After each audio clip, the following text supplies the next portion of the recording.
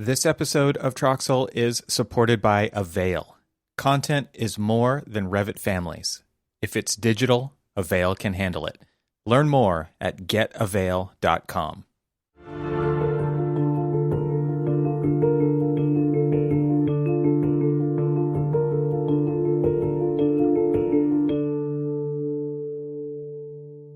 Welcome to the Troxel Podcast. I'm Evan Troxel. This is the podcast where I have conversations with guests from the architectural community and beyond to talk about the coevolution of architecture and technology. In this episode, I welcome Doris Sung. Doris is principal of DOSU Studio Architecture, co-founder of TBM Designs, and director of undergraduate programs at USC's School of Architecture. In this episode, which is a little bit different take on technology and architecture, we discuss Doris's research and entrepreneurial forays into smart materials, and more specifically, her work with thermal bimetal for various uses, her journey creating building products that don't require electrical or mechanical infrastructure, teaching in architecture, and the upcoming USC undergraduate degree for entrepreneurialism. And even after all that, we come to the fleeting conclusion, if you can call it that there is still so much to do. So without further ado, I bring you Doris Sung.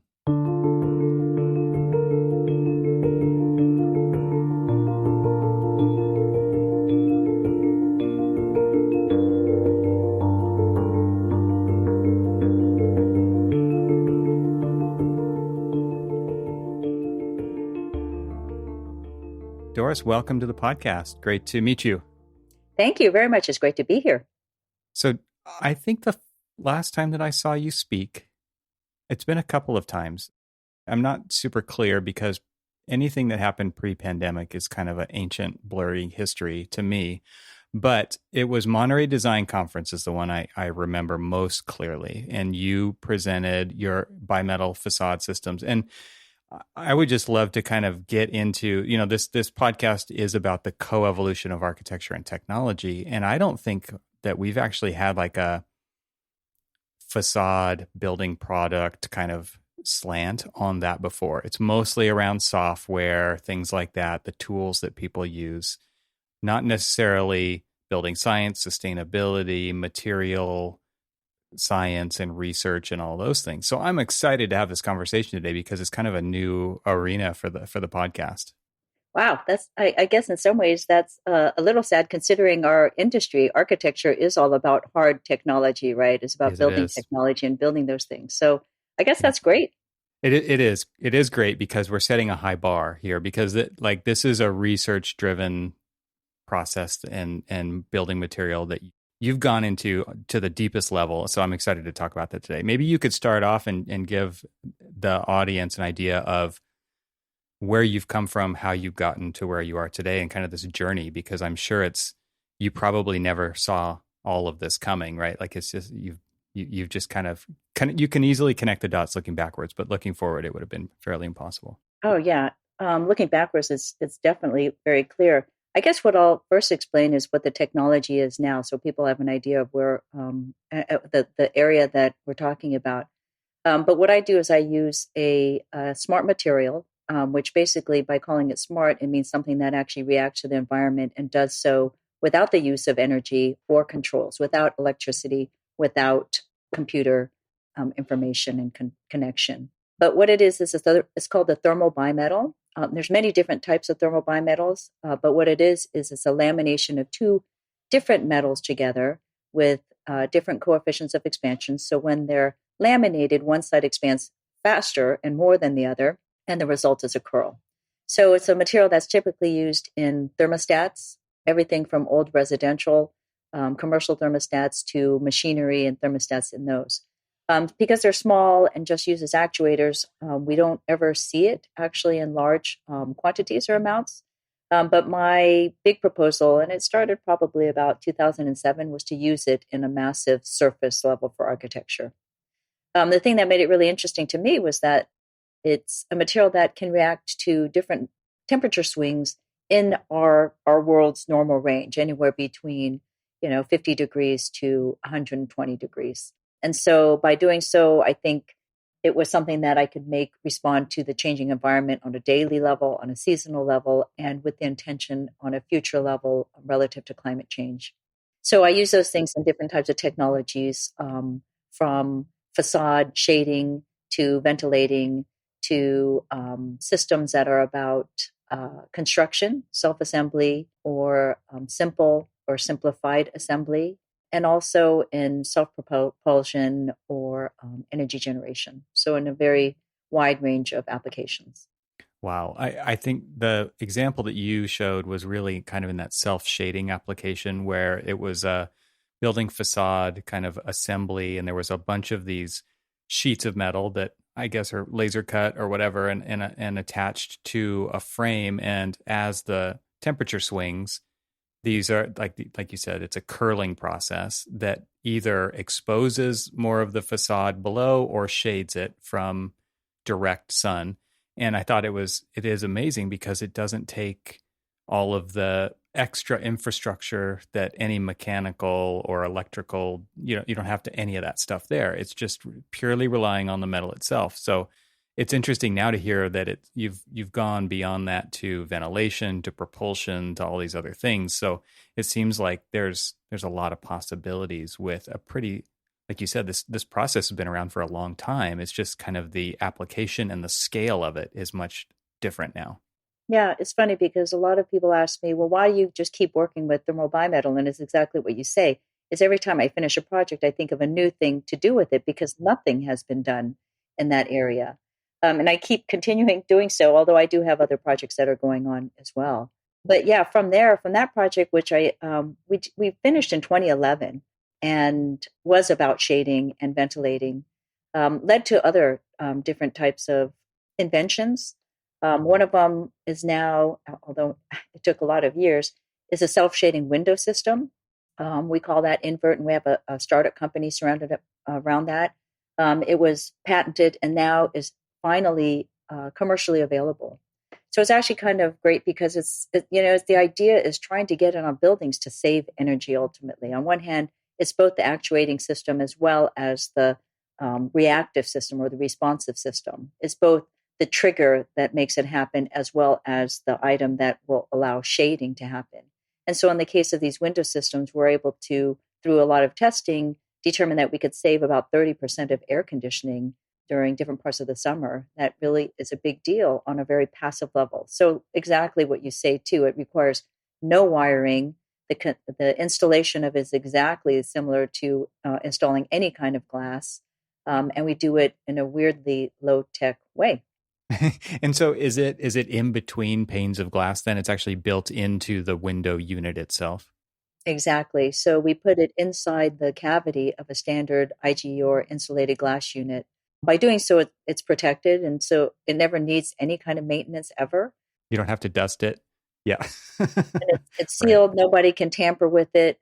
And it's actually kind of an ingenious way because a lot of people, at least the public, don't realize that there is a cavity there.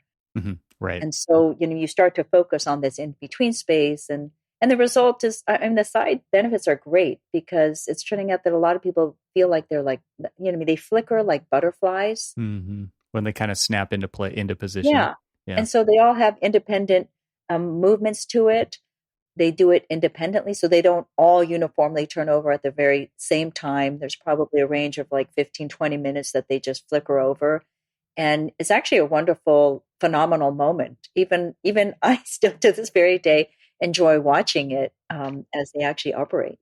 That's fascinating. I remember watching those kind of time lapse videos that you showed of the facade shading, and to watch that happen, it was kind of mesmerizing. And I could imagine it just never gets old, and it brings like this layer of whimsy and curiosity to the building, and because we're so used to just experiencing static architecture, right? And so for there to be a level of dynamic change on the facade of the building or in the window systems, it's just got to be something that connects somebody a little bit more to the place, I would imagine, which is great for architecture, right?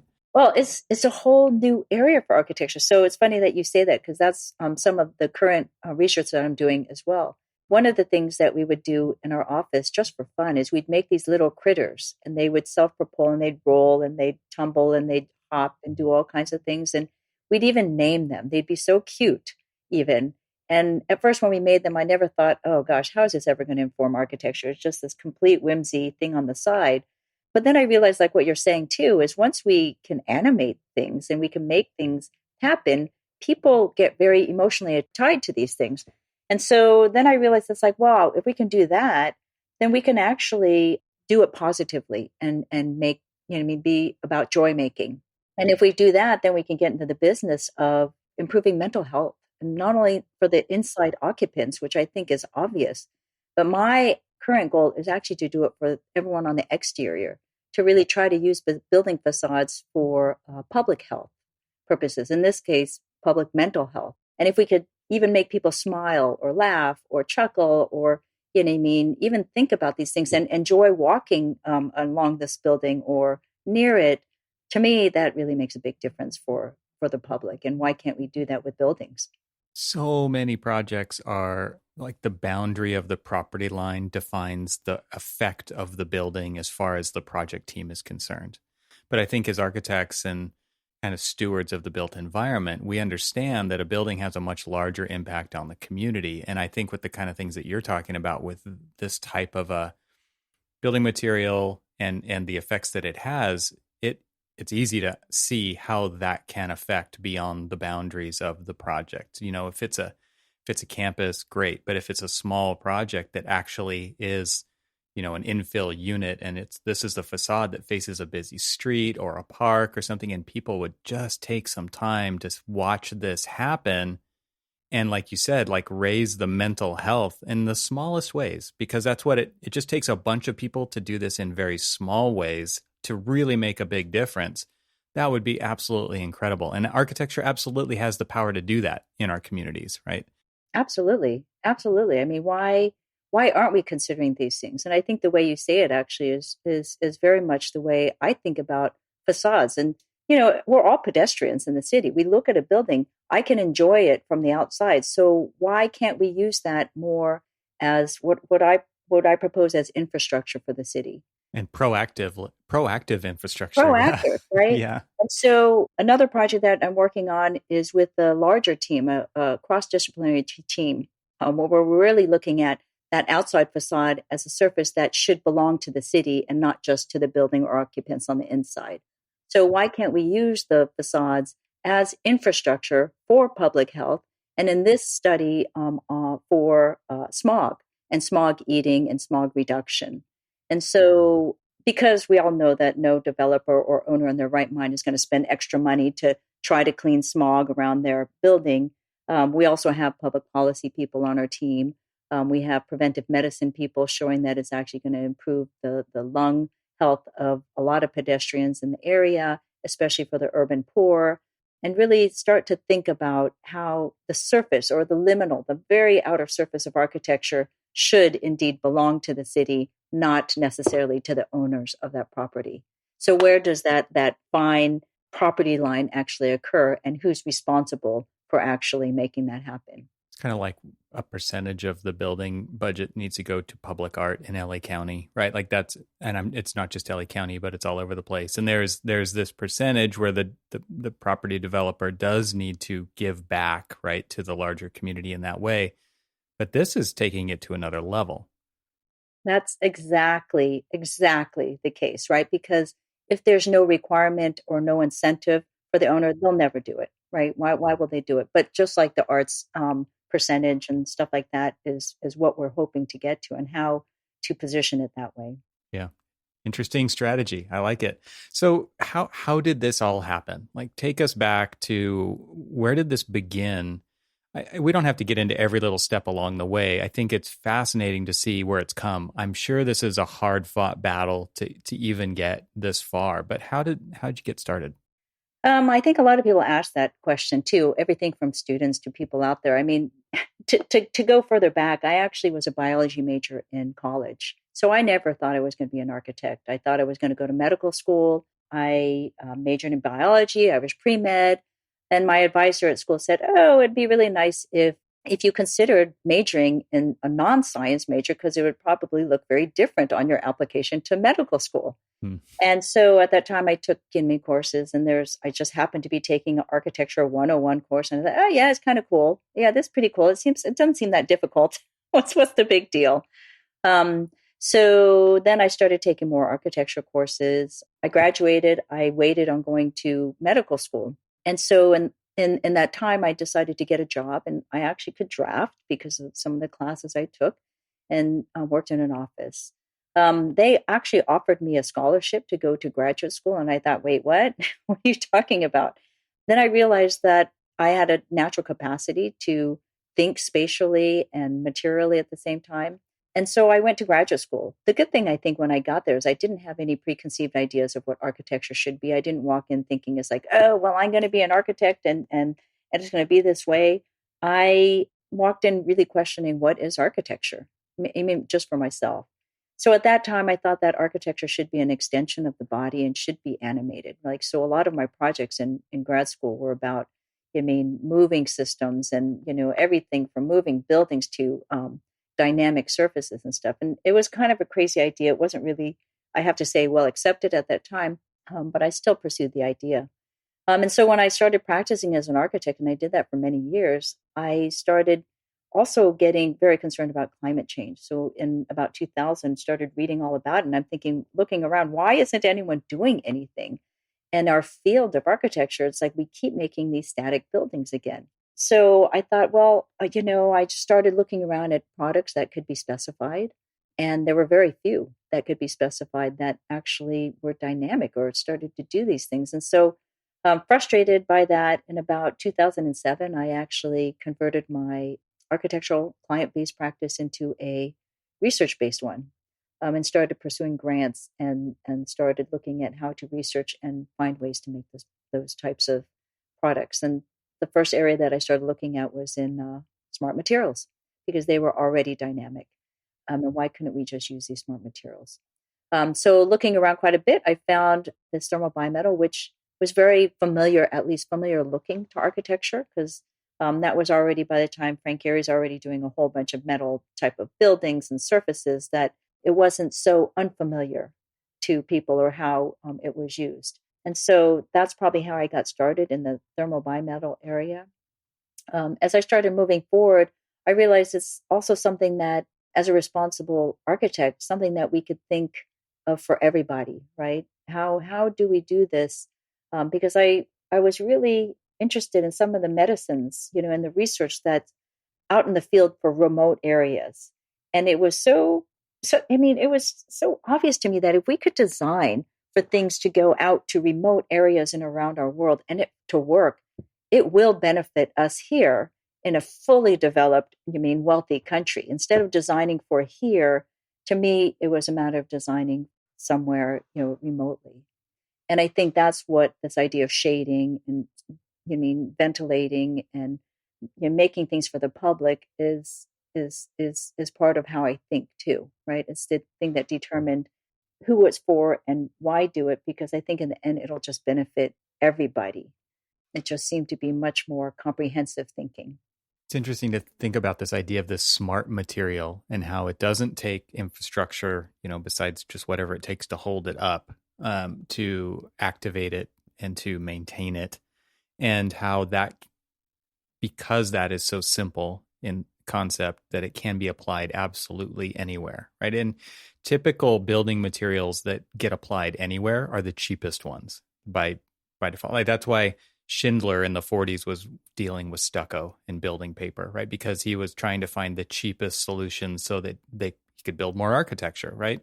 Trying to not just build for the elites, right, who could afford architects with capital A architecture, right? But coming up with interesting ways to do architecture on a budget. And now like that, we talk about smart buildings, and smart buildings are full of electronics and computers and sensors and gizmos and gadgets. And you're talking about something that is not that. It is something that kind of has a mind of its own, right? Because it's at the molecular level of the material itself is doing the thing caused by temperature swing. And because buildings need to react to temperature swings, Like it just seems like this perfect marriage of things. And it was all, as you were talking also, like you talked about this journey of bimetal, and metal is a widely accepted, product that goes on lots of buildings all over the place. I was thinking about that in kind of contrast to this carbon cleaning building facades. Like you couldn't have started there, right? You would especially back then and in the early 2000s, it's like you would going way too far, way too fast. Nobody would have been ready for that. But with this, kind of using this as a stepping stone to get to where you're talking about now is a really kind of obvious thing now. I don't know if it was so obvious then. Did it feel like you were kind of risking a lot, changing from a client-based to a research-based practice and really diving deep into this particular category of building products? It was, I think at that time, it was a big risk, right? Because I had no idea where funding would come from. And I contributed a lot to my husband, who was being very supportive, I think, at that time, because, we made an agreement saying that, you just have to find enough funding to sustain your research. We're just not going to use any personal funds to do that. And so in some ways, it probably gave me purpose, like of, really trying to get that money, because if I couldn't do it, I wouldn't survive. And to take that leap that way. I was fortunate, though, that I was able to get some funding in the beginning, which really not only helped financially, but it was very encouraging, I think, academically, as far as research, that it was actually important and interesting research, at least to some people. So that was a very big deal in the very beginning. Yeah, I could imagine. I can only, it's hard for people to start traditional practices, right? The risk involved in that, and finding clients and getting projects and how long they take, and fees and procurement and like all this stuff. And then, but to do something that is really different than that, right? I could just sense like what it must have felt like to say, yep, we're doing this. Like for real, we're doing this. That had to be a hard leap to make. But I think part of it was I did have experience in architecture. So I did understand the field and where the gap was there. So in some ways, it's a more entrepreneurial way of operating, that you see that need or that problem or something that needs to be resolved, and then you go after resolving that. And having been in this area, and sadly, although little by little it's increasing, I'm surprised that there are more people actually in this area and field. It seems to be a very lonely place, but I think it's because it's not necessarily well established as an idea or a method.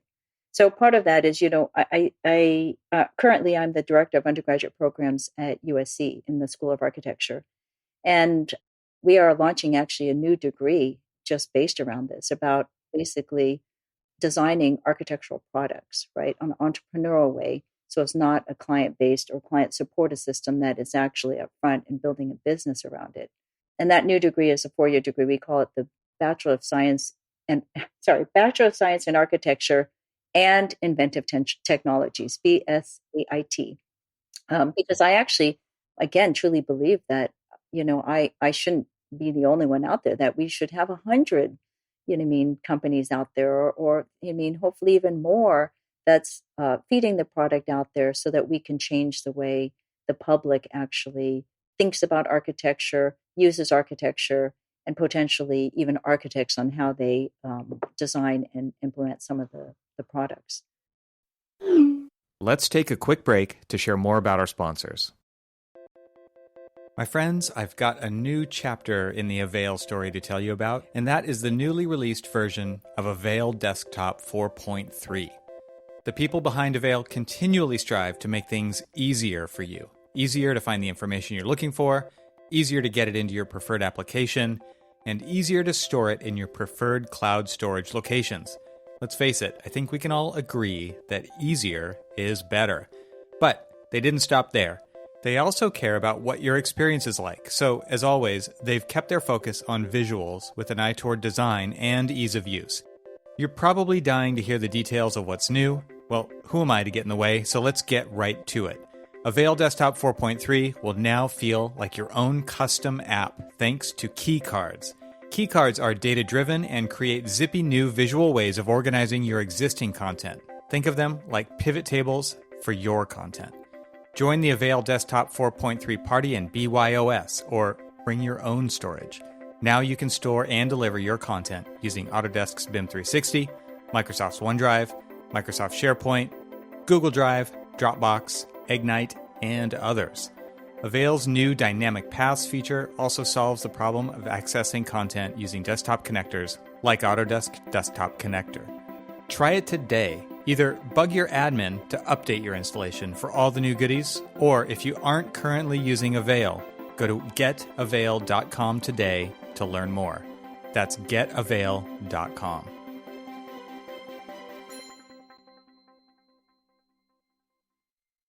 And now let's get back to our conversation. The whole topic of entrepreneurship in architecture school is an under-evaluated opportunity, I think, by most architecture schools. It's really encouraging to hear that you're doing that. That is an upcoming topic on this podcast with another entrepreneur-based architectural graduate who's really working on the not homeless, but the lack of housing and what SB 9 in California particularly is unlocking on kind of an architectural product front. So more to come on that at some point soon. But this whole idea of offering a degree, I'm wondering what kind of demand there's going to be for that, because architecture school for so long has been about getting you into like one of three slots. And usually one of those slots is much more prioritized over the other two, right? So design is kind of the top slot of what this education is preparing people to enter into the field. And then there's kind of the technical and the project management kind of tracks that exist in architecture. And this whole idea of going in, there are so many other directions that graduates can go nowadays. It's really interesting for the school to say, yes, this is one we want to invest in, which is this entrepreneurship, especially around building materials, because when you were talking about this idea earlier of you moving from a client-based to a research-based practice, I can only imagine that the research stuff that you were doing, for you at least, is directly applicable to projects. Like you, as an architect, and that's an immediate differentiator for you as a practice, right? And there's so many firms out there who do not know how to differentiate themselves. Like they are literally offering the same commoditized services that everybody else is. And they're trying to do it in a particular market, which they feel sets them apart, but it kind of doesn't because they have direct competitors in schools or healthcare or whatever. But when you start to apply materials science to facades, like you're kind of like the one of, that in the category. Like people will come directly to you to solve that problem because you're the expert in that. It seems like an immediate differentiator potential. So are students interested, attracted to this idea? Is it a major? Is it a minor? Do they get it in addition to, or is this a replacement for a traditional architectural degree? It's actually a major. So it's a major that's brand new that we're starting within the School of Architecture. Like you say, so much is left up to other people on the outside to make the products for architecture. Well, it takes millions of dollars, right? It's a big business for sure. Yeah, it's really big business, right? Both ways. So not only is there investment in it, but I think that the back end too, there's a lot of profit that could be gained from it. So how we can rely on other engineers outside of our field, manufacturing, all these other people designing products, but architects are not, right? And so how do we get into this game that we actually can determine the course of our own field is where I want to really think about. I do believe the students are really interested in it, especially, given the climate of Google and, Apple and all these big companies that are just, startup companies that are just pushing product out there. It's less about the academy and writing papers, but it's this idea of first to market, right?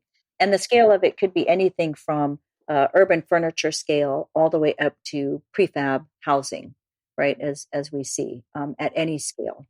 And so these are all products at the architectural scale that nobody is necessarily focusing on, right? A lot of other schools or programs are looking at different apps you can use or your little household goods. And, those are all great. And I think, architects do participate in those things. But what about this? I mean, these products, and how can we even partner with these corporations and manufacturing and commercial businesses in making these happen? So I definitely think there's a lot that can happen. It is an undergraduate degree, which is, I think, the first of its kind. There's, from what I understand, not any across the nation. And we are just starting it. We're going to have our first incoming class next year. I'll let you know how we do with our applicants. Getting back to your question on what's the interest out there, it's hard to know with some of the younger students, but certainly when we talk, and we did market research amongst the architecture programs, amongst the profession and the offices out there, they're all thinking the same thing too, right? They are super eager to understand what the program is because they want to already hire our graduates, and we haven't even let anyone in yet. Right. Yeah, I can see that demand for sure. And I want to take this. I want to be a part of this degree. Like, I love building things, and I think architects should be solving the problems that they're the most familiar with. I mean, that to me is the inside track. It's like, I know that I need this thing to happen on the building, and especially if I can adapt it like parametrically to a site, to a location, to whatever the environmental conditions are. And we know that we have technology that can drive those parameters, right? Like through Grasshopper and through Ladybug tools and things like that, where it's like, you can see how the tool chain starts to get set up, especially, just using your bimetals as an example here, right? But it seems like we know most intimately what those problems are that need to be solved. And then what do? We go to Google and start searching for that? And it's like, how do we know we're going to find anything? How do we know we're asking the right questions? How do we know we're talking to the right people? And that could take like just literally forever, right? To find that stuff. We don't know that it exists. We don't know who to talk to. And so to start building a degree around that is fantastic. But to build a network around those kind of idea generation and getting the right, like you're saying, people already want to hire the graduates of this program that hasn't even started yet. There's part of the network that already exists, right? And then I'm sure there's building product manufacturers out there who want architects to drive their innovation, right? And so you could start to see how this could create an ecosystem that is very beneficial to the entire profession and building industry. Exactly. That is exactly true, because you point out things that, you just remind me is one of our products is in manufacturing. And I thought very differently about what R&D in manufacturing is or should be. It's not as much research and development as one would think, right? And they don't feel the need to do so too. Why change their manufacturing method when it seems to work forever, like the last 50 years, and making lots of money, and no one seems to be demanding any change from it either. So I think even producing graduates that can really help with manufacturing, with construction processes even, right? And trying to look at how construction can be as a labor even commodified, so that we could think of it quite differently. I'm not sure where it's going to go, to be honest, but I just feel like it's wide open, right? Again, why are we letting large companies like Google develop our products when we should be doing it ourselves? Right.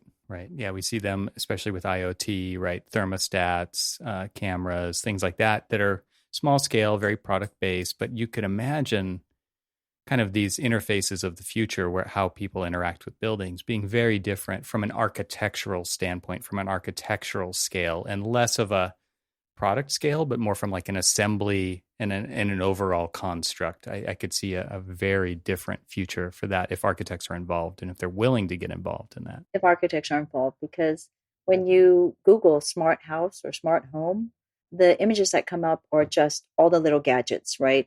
The thermostats, the doorbell, all these little gadgets you can buy for even the smart toilet, But if you look at all the images, the wall, the floor, the ceilings, the construction materials, it's exactly the same as it's been for 50 years, right? There's nothing that's changing there. And why? Why is that? It makes sense at one level, right? Because their market There's people who have a bunch of houses that have been around for that long, right? So I get it. But at the same time, like, how do we drive innovation in the built environment? It doesn't always mean it's got to be a new building, but it does need to, I think, start to address these larger scale issues, especially when it comes to climate change, right? And the environment. How can we apply those technologies, those big ideas to these existing structures in an architectural way, not just a gadget way, like not just taking out the doorbell and putting a camera there, right? But it's like at a much different level than what we're talking, how we're seeing the tech companies address these issues. Completely different level. Completely different level. That's my hopes, right? Is to try to make some leeway in that area. We'll see. I'll let you know in a couple years. I'm excited. I'm excited to see where this goes. Like I said, like this to me would be a really exciting degree for people who think. I don't want to just like limit it to this, but I think thinking mechanically, thinking about how things go together, how they change over time. Like there's definitely kind of a class of architects who already think like that, who take like the greenhouse idea and apply it to a building where it's got operable roofs and it's adjusting to climate and it's got some transparency and it's got some opacity and these things are kind of changing throughout the seasons or throughout the day. There's people who they've thought about like that for decades, right? But we just don't see it actually happen very often. And so that to me is what could be so exciting about products like this that can be applied to new buildings, to old buildings. It doesn't have to be a new building.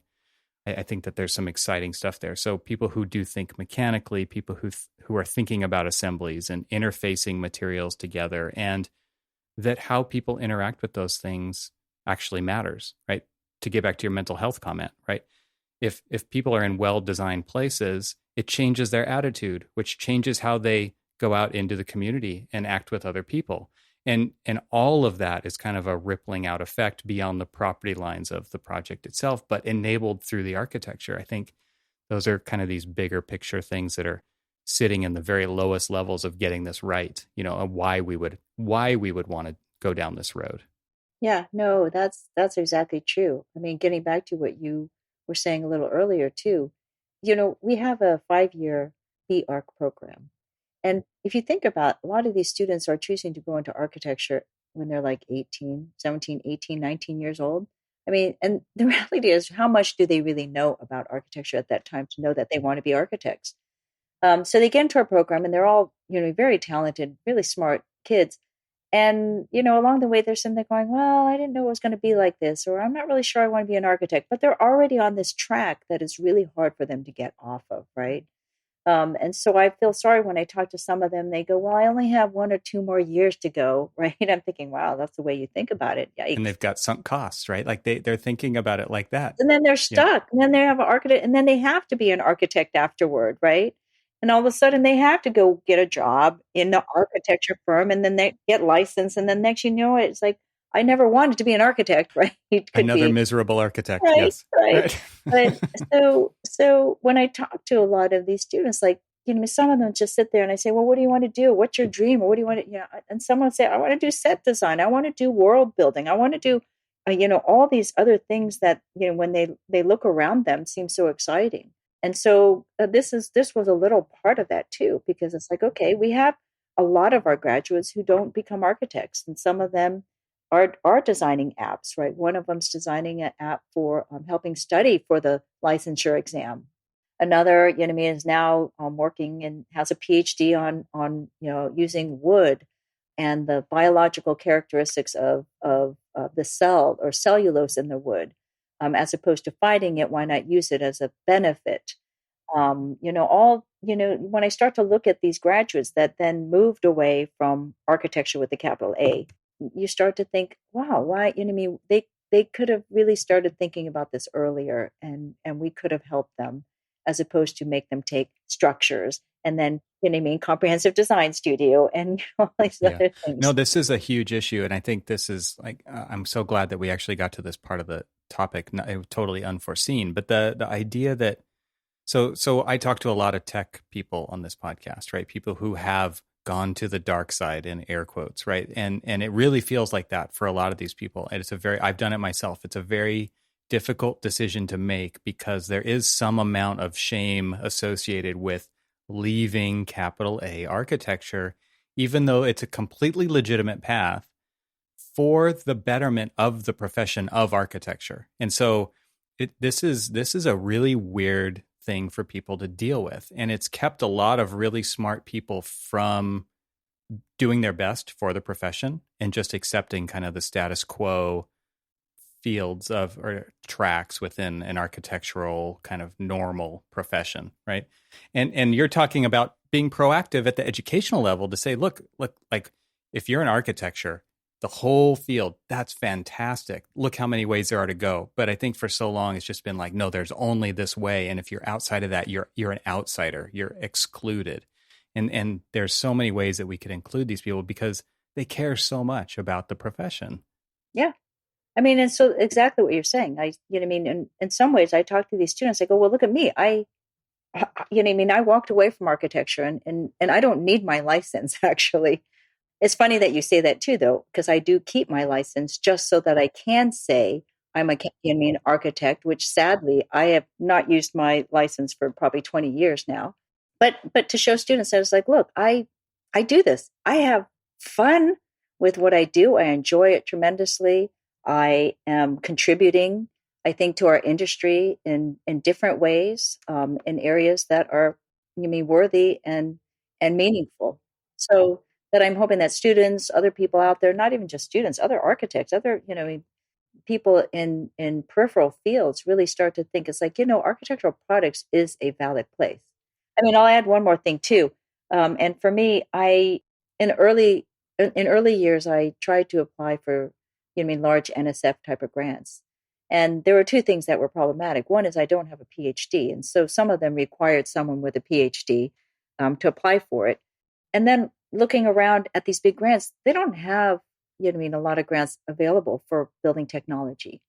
There's not a lot of money out there that's going to help propel building technology forward, even though buildings, as you know, eat 40% of all energy. I was just going to say that, like, contribute to 40% of carbon emissions. I mean, it's mind blowing that those grants don't exist. Yeah, the biggest impact.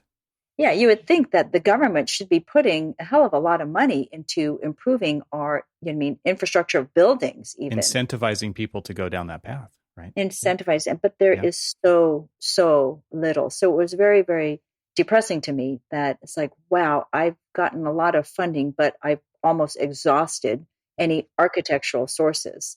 Some of the people think it's interesting because I actually have, gotten a lot of arts funding. And to me, that was another way to get money, right, in a resourceful way, and to be able to get it without questions asked. When you apply for engineering funds, they need to have every single line item down there and, and justified everything and, have every explanation for what you're spending money on from the arts. If you're going through the engineering ones, like, show us all the calcs. You go through the arts one and they're like, here's my big idea. And that's all you need. Right. Exactly. Big idea. It's like, and right. I remember asking too, I go, do you need like receipts and, do you need at the end how all the money was actually spent? They goes, no, it's fine. Right. So it's kind of interesting. Wow. Interesting. How to go about these things and to really think. I also want to change the government's interest in architecture and why funding for architecture becomes important. And by establishing an area of architectural products and technology, little by little, I'm trying to chip away at that eventual hopeful change for DOE, for NSF, all those things. That idea alone, it just kind of changes the perspective on the benefit that it has to all of the population or all of society that sits underneath the government versus the current model that almost everybody does is the VC funding model, right? Which is based on a few people getting a lot of profits out of that and not necessarily worried if it actually solves the climate crisis, right? It's like what makes us the most amount of money in the shortest amount of time. Another company buys it, kills it, whatever. We don't care. I mean, obviously some people are in this for the right reasons, right? The more the higher level reasons, right?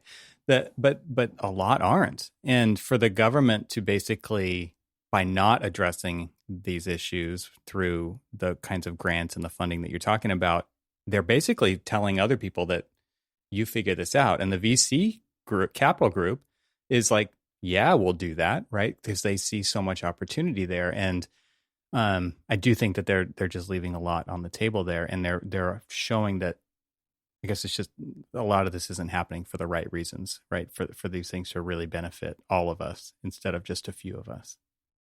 That's exactly true. I mean, it really, I'm enjoying, hearing what you say, because I feel like I'm getting the point across, because sometimes I wonder, right? You wonder. I wonder if, first of all, anyone's listening out there, and if it's being heard and thought, in a much more comprehensive way.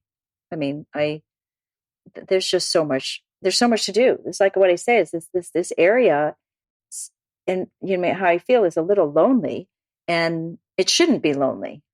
I feel like it's a huge gap, entrepreneurial, that we need to get more and more and more money, people, effort, companies, everything involved. It's fantastic to hear that you guys are doing that and being so proactive about it. I'm rooting for USC. I'm rooting for you. This is fantastic. And to get back to the bimetal thing, I know this is an audio podcast. And so for people to see, I assume you've got a website, you've got YouTube videos. I want to put links to those in the show notes so that everybody can see that. Yeah, absolutely. Yeah, anything that you can send my way that everybody can take a look at, because I think seeing it is inspirational as well. And it really shows, it backs up everything that you've been talking about. Like, you can see this path that you took to get to where you are, to be able to offer or create this degree that's going to go into, I can't remember all the letters that you said, but the Bachelor of Science and Innovation and all those things. So it seems like what a fantastic path that we're getting to kind of see the fruits of, and now that's just going to blossom into how many more people can do the same thing, and you're the model. I mean, that it's been a great conversation. Yeah, no, thank you very much. I hope more people get into it. So yeah. All right. Well, we'll leave it at that, but send me links. So those will be in the show notes. Where can people follow along with what you are doing? Can they follow you on Instagram, on LinkedIn, anywhere online to just kind of see what you're up to? Instagram, DOSU Studio on Instagram. I have a website, dosu-arch.com. There's, I guess, Facebook. They can go to the USC Architecture website and look at the undergraduate degrees. There's a bunch of places that you can look. Fantastic. Well, all of that will be in the show notes. Doris, thank you so much for sharing today. This has been a fantastic conversation. Thank you. It was fun. Thank you.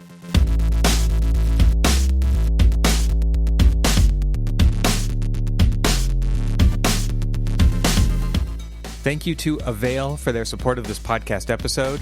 Visit getavail.com to see their holistic approach to content management today. This show is part of the Gabled Media Podcast Network. You can see all the shows at gabledmedia.com. That's GABLMEDIA.com.